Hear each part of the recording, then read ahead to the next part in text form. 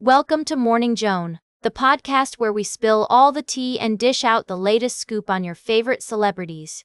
I'm your host, Joan, and I'm so glad you're joining me today. We've got a juicy story to kick off our show, and it's all about the one and only Victoria Beckham. You know her as Posh Spice, the fashion icon and wife of soccer star David Beckham. But what you might not know is that her fashion empire was on the brink of disaster just a few years ago. According to sources, Victoria's eponymous label was millions of dollars in debt, and she was struggling to keep it afloat. Can you imagine? The woman who's known for her impeccable style and attention to detail was hemorrhaging money left and right. It's like, what was going on behind the scenes, Vic? Apparently David Beckham had invested heavily in his wife's business, but even he couldn't bail her out this time. Ouch.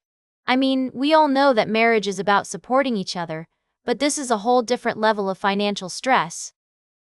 But here's the thing, Victoria was able to turn it around with the help of some savvy investors and a serious overhaul of her business strategy. And now, her label is thriving once again. Talk about a comeback story. And let me tell you, it wasn't easy. There were reports of unnecessary expenses, like £70,000 a year on office plants. Yes, you read that right. And someone being paid to water those plants for £15,000. I mean, what even is that? It's like they were trying to make the most of their entertainment budget or something. But, in all seriousness, it takes a lot of guts to admit when you're wrong and make changes. So kudos to Victoria for being willing to take a hard look at her business and make some tough decisions. And speaking of tough decisions, I have to wonder what Anna Wintour was thinking when she finally decided to attend one of Victoria's fashion shows. The Vogue editor-in-chief has always been a bit of a skeptic when it comes to celebrity designers, but apparently, Victoria won her over with her talent and dedication. We'll be right back with more tea on Morning Joan. Welcome back to Morning Joan, folks. We've got a juicy story to dive into, and I'm not just talking about the latest celebrity gossip, although, let's be real, that's always fun. Today, we're going to dish about one of Hollywood's most beloved couples, Ryan Reynolds and Blake Lively. Now these two are known for their witty banter and adorable family moments, but what's really caught my attention is how they're navigating life with 4 kids. I mean, can you imagine? 4 mini-me's running around? It's like a real-life game of Rubik's Cube, as Ryan so cleverly put it. So, let's get into it. Ryan recently opened up about the challenges of raising their 4 children, and honestly, it's pretty relatable. He compared his daughters to those pesky puzzles we all love to hate, saying they're like little Rubik's Cubes that you can never quite figure out. And I'm over here thinking, same, Ryan, same. But in all seriousness, it's clear that Ryan and Blake are doing their best to raise empathetic and grateful kids. They're prioritizing those values, and it's really beautiful to see. As Ryan told The Hollywood Reporter, "Those are the things that I would think we're doing an okay job if our kids can empathize with other people and other kids." Now, I know some of you might be thinking, Joan, this all sounds very sweet, but what about the tea? Don't worry, folks.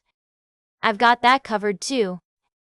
It seems like Ryan is finding parenting to be a bit more challenging with their youngest addition, son Olin. He joked that raising daughters was a ride he never expected, coming from a family of all boys. But hey, at least he's keeping it real, right? As we wrap up this segment, I just want to say that Ryan and Blake are truly one of Hollywood's most lovable couples. They're keeping it real, they're keeping it funny, and they're keeping us entertained. So, let's raise a virtual cup of tea to these two and their adorable family. Stay tuned for today's last cup of tea, right here on Morning Joan. Welcome back to Morning Joan, everyone. I hope you're all having a fantastic day so far. As we wrap up today's show, I want to give you a sneak peek into the world of comedy and relationships. You know how they say that laughter is the best medicine? Well, it seems that for one divorced dad, stand-up comedy became his therapy. Imagine stumbling into a bar, not to drown your sorrows, but to avoid paying cover charge. That's exactly what happened to Alex, a character loosely based on the life of British comedian John Bishop. He put his name down to perform at New York's famous Comedy Cellar, and just like that, he discovered his new passion. As Alex navigates his way through the ups and downs of single life, he finds solace in the world of comedy. With the help of some amazing comedians, including Jordan Jensen, Reggie Conquest, and Chloe Radcliffe, he learns to process his emotions on stage, and let me tell you, it's a wild ride. But what's even more fascinating is how Alex's journey affects his relationship with his ex-wife Tess. Played by the incredible Laura Dern, Tess is trying to find her own way in life after their split. As they both explore new hobbies and interests, they begin to fall in love with themselves again. And that's when things get really interesting. The film, Is This Thing On?, explores the complexities of relationships, identity, and finding yourself in your 40s. With an all-star cast, including Bradley Cooper, Will Arnett, and Amy Sedaris, it's a must-see for anyone who loves comedy and romance. So, if you're looking for a movie that will make you laugh and cry, then Is This Thing On? Is the perfect choice. And who knows, you might just discover your own hidden talent for stand-up comedy. That's all for today's Morning Joan. Remember to like, share, and subscribe. And until next time, stay fabulous.